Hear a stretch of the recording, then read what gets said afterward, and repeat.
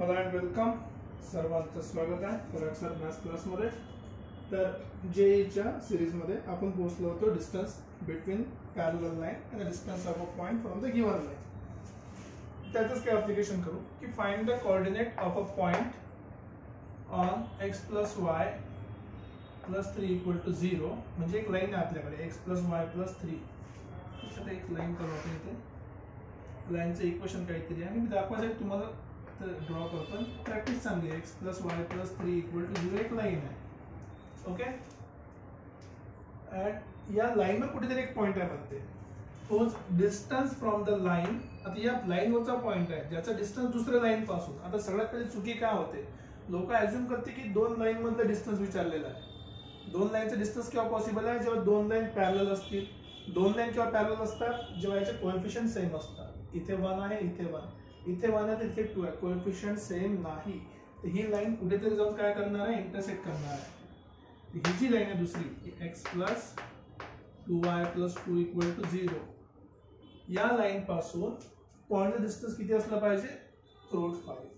कुठे नाही घ्या. समजा हे डिस्टन्स अज्युम केलं मी कुठेतरी. लेट्स से अज्युम करतो की हे जे डिस्टन्स आहे इथे कुठेतरी डिस्टन्स किती भेटलं मला, इथे मला मिळालं √5. हा पॉइंट असू शकतो लाईनचा, किंवा इथे पण राहू शकते √5. बाकी टाइमला तर लाईन दूर दूर जात आहे. तुम्ही बस डायग्राम काढून पण समजू शकता की तुम्हाला कमीत कमी 2 पॉइंट तरी मिळाले पाहिजे.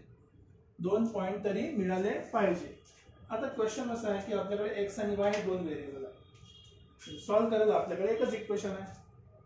टेन्शन घ्यायची गरज नाही. का बरं बघा, पॉइंट कुठल्या लाईनवर आहे, या लाईनवर पॉइंट आहे. So let's see. So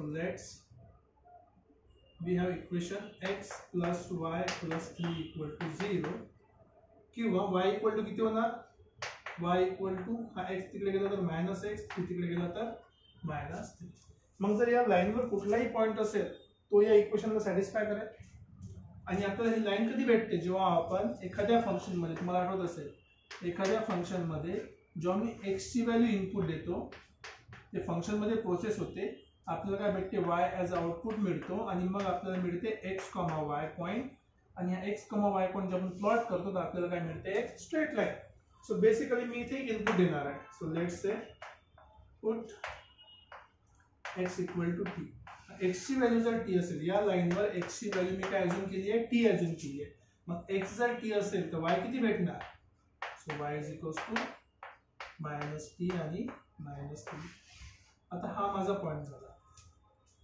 हा पॉइंट आहे या लाईनवरचा, व्हेरिएबल पॉइंट आहे. व्हेरिएबल का बरं, तो कुठे राहू शकते, इथे पण, इथे पण, इथे पण. टी ची व्हॅल्यू चेंज करा, पॉइंट चेंज झाला. मग आता हा असा पॉइंट आहे की या पॉइंट पासून या लाईनचा डिस्टन्स किती आहे म्हणते, √5. सो देअरफॉर फ्रॉम पॉइंट, कुठला पॉइंट आहे, t, -t -3. डिस्टन्स कशाचा, या लाईनचा. बस व्हॅल्यू पुट करा. सो देअरफॉर x च्या ठिकाणी काय येणार, t मायनस, इथे प्लस आहे ऍक्च्युअली, 2 टाइम्स y ची व्हॅल्यू -t -3 प्लस 2. या पॉइंट पासून या लाईनचा डिस्टन्स, पॉइंट किती आहे आपला, t, -t -3. किंवा तुम्ही इथे पण लिहू शकता t, -t -3. या पॉइंट पासून या लाईनचा डिस्टन्स.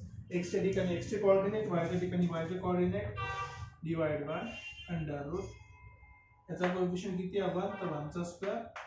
इथे 2 आहे तर 2 चा square should be equals to √5. आणि ह्या मॉड्युलस मध्ये नाईस सिंपलचं काम होतं बघा. -2t, t -2t तर -t झाला. ओके. -6 + 2 -4. हा झाला √5. हा किती झाला, √5 किती झाला, 5. मॉड्युलस सॉल्व्ह करताना आपल्याला दोन व्हॅल्यूज मिळतात, एक पॉझिटिव्ह आणि एक negative. So let's say -t -4 equals to, जर मला 5 मिळालं पॉझिटिव्ह, ठीक आहे. सो हा t तिकडे गेला, 5 इकडे आला, 5 -4. So t equals to 1. t equal to 1 इथे पुट करा. So -1 -4. So therefore t equals to 1 म्हणजे x इक्वल्स टू 1 मिळाला आपल्याला. आणि y इक्वल्स टू, ही व्हॅल्यू इथे पुट करायची वापस, कशामध्ये, याच्यामध्ये. ही इक्वल टू एक्स तर 1 मिळाला, -1 -3 -4 तर y इक्वल टू -4 झाला पहिला कोऑर्डिनेट. जर समजा तुम्ही चेंज केला -t -4 इक्वल्स टू -5 केला, ठीक आहे. आता हा t तिकडे गेला, ओके ठीक आहे, उलटा गेला, इथे -5 घेतला, इथे +5 घेतला, सो +5 इकडे आला -5 झाला आणि हा तिकडे गेला, सो आपल्याला मिळालं t इक्वल्स टू हा t तिकडे पॉझिटिव्ह आणि -9, सो -9 इथे पुट करा तर मायनस प्लस झाला, +9 -3 सो y इक्वल्स टू 6. दुसरा पॉईंट आपल्याला काय मिळाला, x equals to -9 y equal to 6. दुसरा पॉईंट आपल्याकडे आहे -9,6. त्याचे दोन पॉईंट आपल्याला मिळाले, ते कुठले कुठले आहे, ते अशा प्रकारचे आहे -9,6 आणि 1,-4. बेसिकली हे आपले दोन पॉईंट आपल्याला मिळाले. अशा प्रकारे हा क्वेश्चन आपण सॉल्व्ह करू शकतो. सिंपलची मेथड आहे. याच्यामध्ये एक सिंपलचा कन्सेप्ट लागते की एखादी लाईनचं इक्वेशन बनते कसं, ते एकदा तुम्हाला समजलं की तुम्ही या क्वेश्चनला कधीही इझिली सॉल्व्ह करू शकता, काही डिफिकल्ट नाही, राईट. ओके, समजलं असेल तुम्हाला. 1 - 4 आणि -9 आणि 6 दोन पॉईंट मिळतात, हे डायग्रामवर तुम्हाला समजून सांगितलं. चलो नेक्स्ट क्वेश्चन कडे या. नेक्स्ट क्वेश्चन काय म्हणते, 2 side of a square lie on the line. ही पहिली लाईन आहे, ही दुसरी लाईन आहे. लाईनला ऑब्झर्व करा. x चा कोएफिशियंट 1, y चा कोएफिशियंट 1, सेम x चा कोएफिशियंट 1, y चा कोएफिशियंट 1. याचा अर्थ की दोन पॅरलल लाईन्स आहेत माझ्याकडे, ठीक आहे. आता दोघांचं इक्वेशन बरोबर लिहा. इथं मुद्दा म्हणून कन्फ्युज करा, राईट साईडला पाठवला आहे व्हॅल्यूला. आपल्याला प्रॉपरली लिहिलं तर हा x + y, लेफ्ट साईडला आलं तर -1 इक्वल टू 0 आणि दुसरं काय होणार, x + y + 2 इक्वल टू 0. हे स्क्वेअरच्या दोन लाईन्स आहेत. आणखी दोन लाईन पाहिजे तर आणखी दोन लाईन आपल्याला स्क्वेअरच्या अशा काहीतरी राहणार. याचं काय तर मी सांगणार नाही, या लाईनचं आपल्याला काही घ्यायचं द्यायचं नाही आहे. आपल्याला हा एरिया काढायचा आहे. बेसिकली एरियासाठी काय पाहिजे, साईडचा square. So area should be equals to साईडचा स्क्वेअर. आणि साईडचा स्क्वेअर म्हणजे ही आपली साईड झाली. ही साइड म्हणजे काय, या दोन पॅरलल लाईन मधला distance, which is also equals to distance between two parallel lines. आणि त्याचं काय करायचं आहे, स्क्वेअर करायचं आहे. समजायच्या गोष्टी काय काय लक्षात ठेवा. पहिली गोष्ट, इक्वेशन स्टँडर्ड फॉर्म मध्ये लिहायचं, जे लिहिलं आपण. सेकंड, लाईन पॅरलल आहेत की नाही चेक करायचं. या लाईन पॅरलल आहे ते पण ड्रॉ केलं. So distance between parallel line काय असणार आहे, ही असणार आहे आपली साइड. आणि एरिया काय असतो हमेशा, साइडचा square. So that's it. So area is equals to distance between parallel lines c1 - c2 mod √a² + b². आणि नंतर मग याचा पण काय केलं आपण, स्क्वेअर केला. डिस्टन्सचा स्क्वेअर म्हटलं साइडचा स्क्वेअर. सो व्हॅल्यूज पुट करा. c1 किती आहे, 2, काही पण ठेवा. 2 - c2 किती आहे, -1 आहे. सो लक्षात ठेवा बरोबर.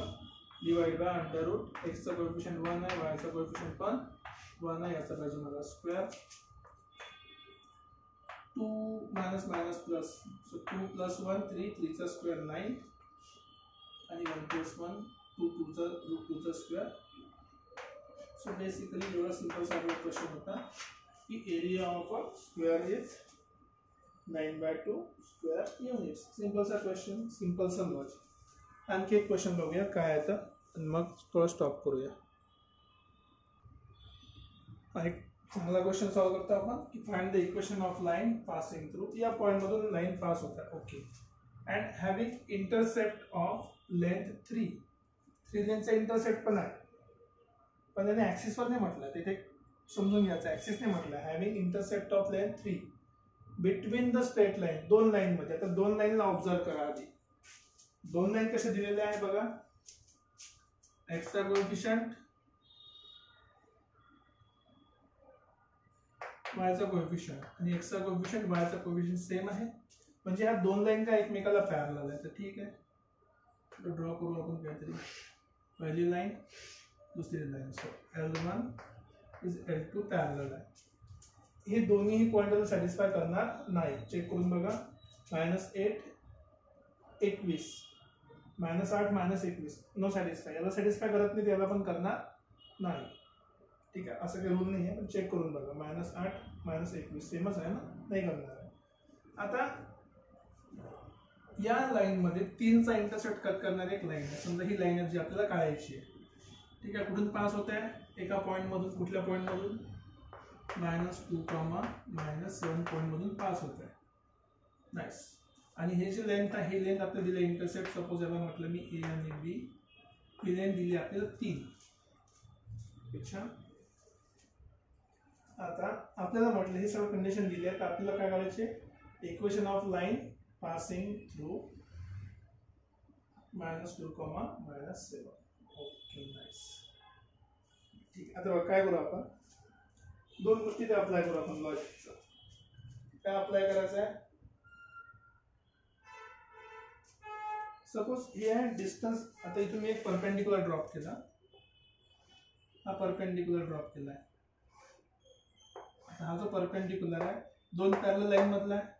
हा झाला डिस्टन्स बिटवीन 2 पॅरलल लाईन्स. हे माहित आहे, हे माहित आहे, तर आपण क्यूबी काढू शकतो. ठीक आहे, डिस्टन्स आपल्याला दिला आहे, क्यूबी काढू शकतो. क्यूबी जर नाही काढायचा असेल, हा डिस्टन्सचा यूज करून आपण आणखी अँगल पण काढू शकतो. हा अँगल समजा अल्फा. तर अँगल बिटवीन 2 लाईन्स भेटणार. अँगल बिटवीन 2 लाईन्स भेटला तर आपण काय काढू शकतो? ऑब्विसली अँगल बिटवीन 2 लाईन्स काढलं तर आपण काढू शकतो दुसरी पण गोष्ट. त्या दुसऱ्या गोष्टीचं नाव काय आहे? स्लोप. ऑब्विसली स्लोप आहे पॉईंट, तर आपण इक्वेशनला सॉल्व करू शकतो. आता आपली चॉईस आहे, आपण काय करू? सगळ्यात आधी जे आपल्याला गिवन कंडिशन ते आपण लिहिणार आहे. L1 जे स्टँडर्ड फॉर्म मध्ये लिहिणार आहे, ऑब्वियस आहे की 4x + 3y - 12 = 0. L2 काय झाली आपली? 4x + 3y - 3 = 0. डायग्राम नुसार आपल्याला AB मिळाला आहे. AB = 3. सो देअरफॉर AQ काय? Distance between parallel lines. लिहितो मी distance between parallel line. This is distance between L1 parallel to L2. या दोघांमधला डिस्टन्स. फॉर्म्युला सिंपल आहे, C2 - C1. सो कुठला पण C1 घ्या. So -12 -3 divide by √ A² + B². So 4² + 3². थोडं सिम्प्लिफाय करा. मायनस प्लस झाला. सो -12 + 3 डिवाइडेड बाय √25 आणि 4चा स्क्वेअर 16 प्लस 25. सो बेसिक आपल्याला डिस्टन्स किती मिळाला आहे? 9/5. म्हणजे आपला डिस्टन्स, दिस डिस्टन्स बिकम 9/5. So AQ = 9/5. ठीक आहे, AQ आपल्याला मिळाला. आता आपण काढू BQ. BQ काढायचं काही रिझन आहे का? तो आपण टॅन अल्फा भेटेल ना आपल्याला. टॅन भेटला की स्लोप भेटणार. हा टॅन जर का आपल्याला मिळाला तर स्लोप मिळणार. सो देअरफॉर BQ पायथागोरस थेरमनुसार बघा, हा राईट अँगल ट्रायंगल आहे, हायपोटेन्यूस झाला. याची व्हॅल्यू आपण जस्ट काढली. किती आन्सर मिळाला त्याचा? 9/5 AQचा आन्सर. सो BQ² = 3² - AQचा स्क्वेअर. सो व्हॅल्यूज पुट करा. 3चा स्क्वेअर झाला 9 - 9/5चा स्क्वेअर. नाईस, काही प्रॉब्लेम नाही. सो 9, 3चा square 9 - 81 25. This should be equals to 225 - 81 divide by 25. चलो इथे काहीतरी लिहू आपण. सो देअरफॉर BQचा square equals to 225 - 81 144 divide by 25. So therefore आपल्याला BQ = किती मिळाला? BQ = 12/5. इथे प्लस मायनस घेत नाही का? बरं, रिझन काय? डिस्टन्स आहे. Distance is always positive. So आता आपल्याला BQ पण मिळाला 12/5. So therefore we can say that tan alpha, जो आपल्याला अँगल मिळाला, tan alpha काय झाला? सोडून घे सिम्पली. किंवा अँगल बिटवीन 2 लाईन्स घेऊ शकतो आपण. Angle between 2 lines tan alpha इथे यूज करतो. तरी काळात लगेच आपल्याला आहे ना. लेट्स एज्यूम की slope of this line is m. Point आपल्याला ऑलरेडी माहिती आहे, जर तो स्लोप पाहिजे, let's say slope is m. So therefore angle between two lines, so angle between the lines काय असेल तो tan alpha. So tan alpha is equals to the opposite side upon adjacent side. Opposite side is 9/5, adjacent किती काढली आपण 12/5, 9/12, so basically 3/4. tan alpha is nothing but 3/4. So angle between two lines आपल्याला मिळाला, तर त्याला स्लोपच्या फॉर्ममध्ये घेऊ. सेम फॉर्म्युला काय होणार इथे आपण जे बघा की tan alpha is equals to angle between two lines. त्याचा स्लोप आपल्याला माहिती आहे, मॉड्युलस m मायनस या लाईनचा slope m1 upon 1 plus m1 into n. या लाईनचा स्लोप तर सोपा आहे. या लाईनचा स्लोप काय असणार आहे, slope of L1 is equals to minus coefficient of x upon coefficient of y, so 4/3. That's it. So ये वाला क्या है, उसको 4/3. So आता values put करो अपन, क्या मोटा काम नहीं. This becomes 3/4 is equals to m minus 4/3 upon 1 plus m into -4/3. Okay done. So modulus असतील आपल्याला दोन व्हॅल्यूज मिळतात, एक प्लस आणि एक मायनस. एकदा प्लस साठी सॉल्व केलं, एकदा मायनस साठी. सो 3/4 प्लस साठी सॉल्व करतो म्हटलं तर m plus 3/4 sorry 4/3 divided by 1 minus 4/3m. ठीक है, क्रॉस मल्टीप्लाई करा. आता ठीक है, 3 याला मल्टीप्लाई करू आपण 1 मायनस 4/3m आणि 4 ने याला मल्टीप्लाई करू m प्लस 4/3. इथून m ची व्हॅल्यू निघायची ना, 3 into 1 3 cancel. So basically 4m is equals to 4m plus 16/3. सगळे एका साइडला घेऊन या. आता 3 मायनस 16/3 प्लस इकडे मायनस झाला आणि हा प्लस इकडे आला. So 4m plus 4m, so this becomes 8m. 3 3 9 9 minus 16, this is 7/3. So therefore m is equals to 8 divide मध्ये आला 7/24. सो पहिला आपल्याला मिळाला slope m is equals to 7/24. Second slope कळाला. चल ठीक आहे, आपण व्हॅल्यू पुट करूया. सेकंड साठी मायनस व्हॅल्यू घ्या. So second slope side minus 3/4 is equals to m plus 4/3 आणि काय मिळालं आपल्याला 1 minus 4/3m. ओके, ठीक आहे. सिमिलर क्रॉस मल्टीप्लाई करा. आता इथे बघा एक इंटरेस्टिंग गोष्ट होती, क्रॉस मल्टीप्लाई केलं. So -3 minus minus plus 3 cancel. So 4m cross multiply करा 4m प्लस 4 16/3. तुम्ही जर चेक केलं दोन्ही साइडला 4 कॅन्सल होऊन 0 बनते. आता खूप लोकांना प्रॉब्लेम पडते, सर 0 तर काढला मी, तर आन्सर तर 0 आलं, म्हणजे 4mच नाही इक्वेशन मध्ये. असं होऊ शकत नाही. m इक्वेशन मध्ये नाही, हे होऊ शकत नाही. इथे आपला प्रॉब्लेम काय आहे, तुम्ही क्वाड्रॅटिक मध्ये शिकले असणार लॉस ऑफ रूट. इक्वेशन एक आहे तर एक सोल्युशन यायलाच पाहिजे. हा लॉस ऑफ रूट आहे. जर तुम्ही सॉल्व करता त्याला प्रॉपरली सॉल्व करा, याला तिकडे घेऊन या, त्याला इकडे घेऊन या, तर आपल्याला मिळणार बघा 4m मायनस 4m. बघा असंच लिहितो मी, काही प्रॉब्लेम. मला m ची व्हॅल्यू काढायची आहे. Equals to 16/3. हा मायनस तिकडून प्लस 3 झाला. इन 3 9 25/3. इथून m कॉमन काढला तर m सोबत मल्टीप्लायला 0 आहे. आता हा 0 डिवाइडला जर आपण घेऊन गेलो तर आपल्याला सेकंड m ची व्हॅल्यू किती भेटणार,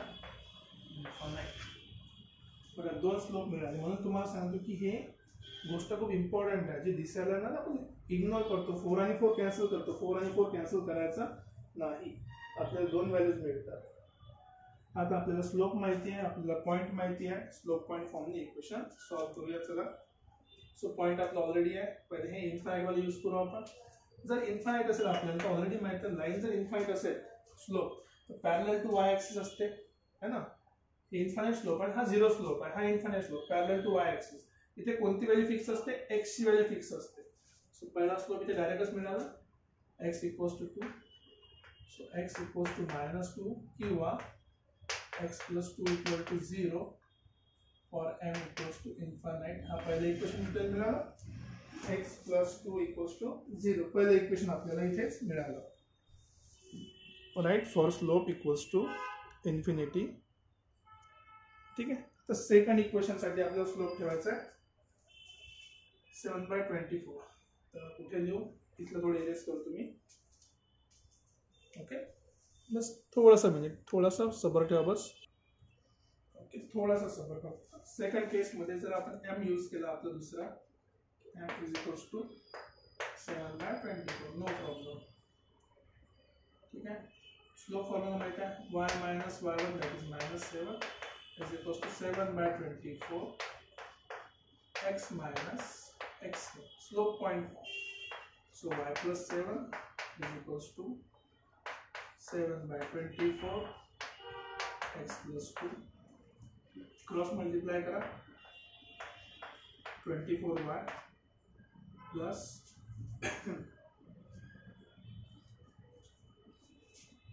168